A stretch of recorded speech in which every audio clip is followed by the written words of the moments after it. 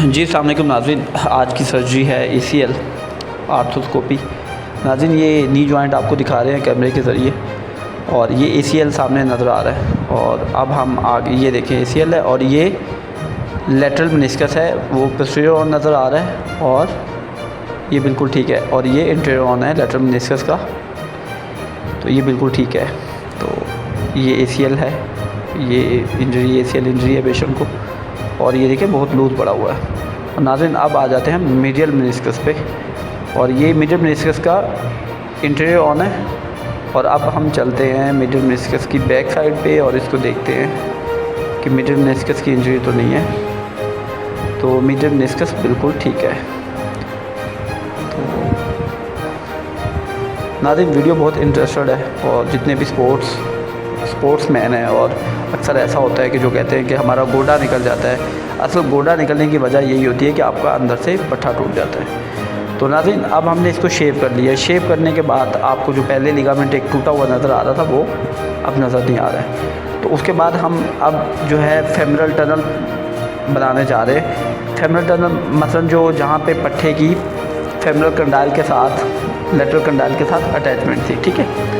तो ये है हमारा फेमर एमर, या इसको हम गाइड भी बोलते हैं। तो नाज़रीन ये देखिए अब हम कर रहे हैं आईलेट। ये एक वायर अंदर से जा रही है जिससे हम फाइबर अपना उतारेंगे और इसके ऊपर ही हम रीम करेंगे। तो नाज़रीन और हमने गाइड रखी हुई है और जो पोस्टीरियर मार्जिन को भी मैनेज करती है। और सेकंड नाज़रीन इसके ऊपर अब जो नेक्स्ट रीमर हम करेंगे वो 4.5 mm है, जिससे हमारा एंडो बटन गुजर सके। तो नाज़रीन 4.5 हमने first cortex to second cortex करना है, ठीक है।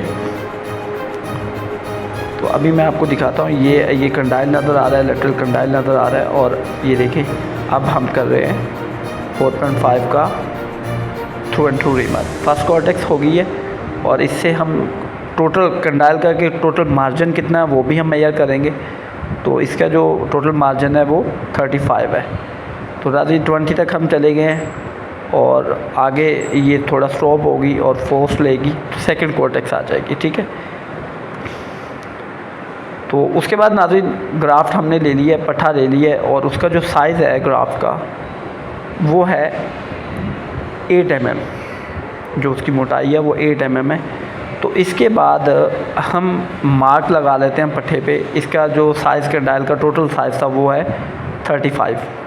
तो हम ग्राफ्ट के लिए जो टनल बना रहे हैं वो हम करेंगे 25 तक हम 8 mm का रीम कर रहे हैं। ये साइज़ है 8 mm, ठीक है नाज़रीन। जैसा कि आप इस पे देखें ये मार्क किया हुआ है 20 तक हम चले गए हैं और अब हम 25 आ गए, ठीक है, बिल्कुल 25 पे आ गए। तो इसके बाद अब हम आ जाते हैं टिबियल साइड पे। ये टिबियल साइड है और ये जो फाइबर्स आपको नज़र आ रहे हैं ये है हमारा ACL की टिबियल अटैचमेंट। तो नाज़रीन ये वायर आ चुकी है। तो ये साथ हमने जो है टिबियल गाइड रखी हुई है। इसके एंगल 55 पे हमने सेट किए और अब हम टिबियल टनल जो है वो तैयार कर रहे हैं। तो इसमें हमने टिबियल ट्यूबरोसिटी से इसका मार्जिन भी चेक करना होता है। तो टिबियल ट्यूबरोसिटी से तकरीबन 1 mm जो है, और इसके ऊपर हमने अब क्यूरट रख लिया है। क्यूरट रखने की वजह ये वायर शार्प होती है और आपका अक्सर कार्टिलेज भी डैमेज कर देती है। क्यूरट इसमें आपके पास होनी चाहिए। तो नाज़रीन हम 9 mm का रीमर कर रहे हैं, जो टिबिया की टनल तैयार कर रहे हैं। तो इसको ऊपर से हमने क्यूरट से फोर्स किया हुआ है ताकि वायर जो है आगे जाके कार्टिलेज को डैमेज ना करे। तो नाज़रीन हमने टिबियल टनल तकरीबन तैयार कर ली है और ये हमारा रीमर आपको जैसे नज़र आ रहा है साइज़ 9 है। और इसके बाद जो ये फाइबर्स है, लिगामेंट्स हैं छोटे मोटे, इसको हम शेव कर देंगे। शेव करने का पर्पस ये होता है कि आपका जो ग्राफ्ट है वो फंसता नहीं है किसी चीज़ में, ज़्यादा फोर्स नहीं देता है। ये शेवर है, आर्थेक्स कंपनी का शेवर है और बहुत अच्छा जो है इसका इम्प्लांट आर्थेक्स कंपनी का यूज़ हो रहा है। तो अब इसको हम अच्छी तरह शेव कर लेंगे। ये सामने जो नज़र आ रहा है ये मीडियल कंडाइल है इसका, ठीक है। ये शेव करने के बाद जो है हम फाइबर लेंगे, हुक लेंगे, हुक से हम फाइबर टिबियल टनल के अंदर ले जाएंगे।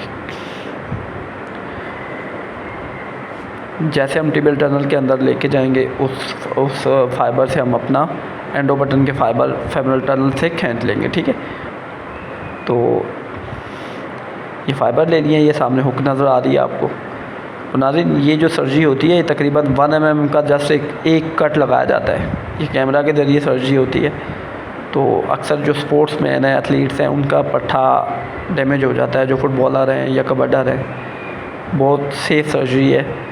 तो ये हमने टिबियल टनल के अंदर हम इस फाइबर को हुक के ज़रिए खींच के लेके, अब थोड़ी देर में आप देखेंगे कि हमारे एंडो बटन के जो फाइबर्स हैं वो टिबियल टनल से होते हुए फेमरल टनल से हम बाहर निकाल लेंगे। ये खींचे हम, और आप गौर से देखें, ये देखें, ये फाइबर्स जो हैं, ये एंडो बटन के हमारे फाइबर हैं और एंडो बटन भी आपको दिखाएंगे। तो ये एंडो थ्रू एंड थ्रू जो हमने रीम किया वो एंडो बटन के लिए ही किया जाता है, ताकि वहाँ से हमारा एंडो बटन सेफ गुजर जाए। और आपने एंडो बटन की डायरेक्शन देखनी है कि किस डायरेक्शन में हमने एंडो बटन पास करना है। ठीक है, इम्प्लांट बहुत अच्छा है आर्थक्स कंपनी का। तो आर्थक्स जो है दुनिया की नंबर 1 कंपनी है। तो ये नाज़रीन यही डायरेक्शन होगी, ये देखें जिस डायरेक्शन में ये जा रहा है। इसमें कुछ फाइबर्स जो हैं, कुछ लीडिंग हैं, कुछ टाइगर हैं, कुछ इसमें एडजस्टेबल होते हैं। इन फाइबर्स को ये बहुत वेरी इंपॉर्टेंट जो है स्टेप है। तो हमने अपना पोर्टल कैमरे का चेंज कर दिया और ये टनल देख लें नाज़रीन, जहाँ 8 mm हमने 25 mm तक किया था। बाकी ये थ्रू एंड थ्रू से होता हुआ आपकी फेमर के ऊपर बैठ जाएगा। नाज़रीन हमारा जो एंडो बटन है वो बिल्कुल बैठ चुका है। हम अब ग्राफ को हम नीचे से खींच के देखेंगे, अगर वो नीचे आता है तो आपका एंडो बटन नहीं बैठा है, लेकिन हमारा एंडो बटन बैठ चुका है। और कैमरे से हम टनल दिखा रहे हैं आपको, और ये हमारा ग्राफ चला गया है कहाँ तक, 25 mm जो हमने साइज़ 8 का रीमर किया था और मार्क लगा था 25 mm पे। ठीक है, एंडो बटन ऊपर